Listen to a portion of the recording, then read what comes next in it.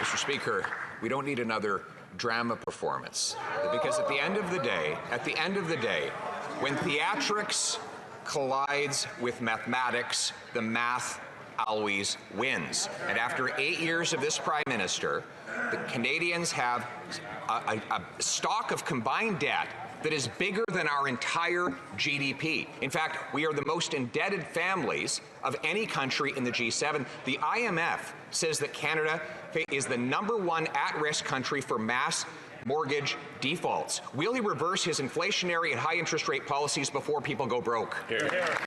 Honourable Prime Minister. Mr. Speaker, I've answered this question a few times, but the Leader of the Opposition continues to ask it because he refuses to go outside and see what is actually happening in Canada. Forest fires are raging. It's the worst year on record for forest fires already, but the fact is they are going to get worse in the coming years because climate change is real, and yet the Conservative Party continues to stand against the climate action that we've been taking, stand against the investments that we're making to support families, to support first responders. They continue to stand against help for Canadians who are losing their homes, losing their families, losing their livelihood. The Honourable Leader of the Opposition. Has he really sunk into the low of exploiting these fires for political gain to distract from his inflationary and high interest rate policies? Is that what it's come to? That he's so ashamed of his economic policy and record? I'm going to have to interrupt this because I'm getting noise from both sides. I know you can handle it. You do that well.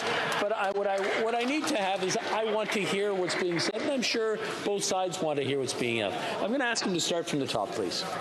Mr. Speaker, this Prime Minister has just lowered himself to the worst steps to try and distract from his disastrous economic record. He's now using the forest fires to change the channel. This is even lower than I would have expected from him. Mr. Speaker, Canadians are going to sit down tonight to discuss how they're going to move into a small apartment because they're going to have to give up their homes after his inflationary policies have driven up interest rates on Canadian mortgage holders who have record debt.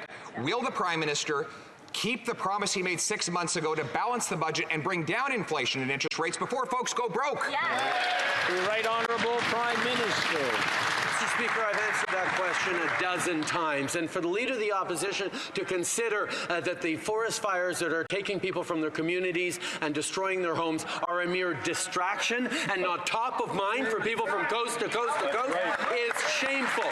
But the fact of the matter is he doesn't have anything to say about that because he refuses to put forward any real plan to fight against climate change, and he does nothing but fight against our plan to fight climate change. If he has a better plan, let him say it, because we've been waiting a long time for it. But he has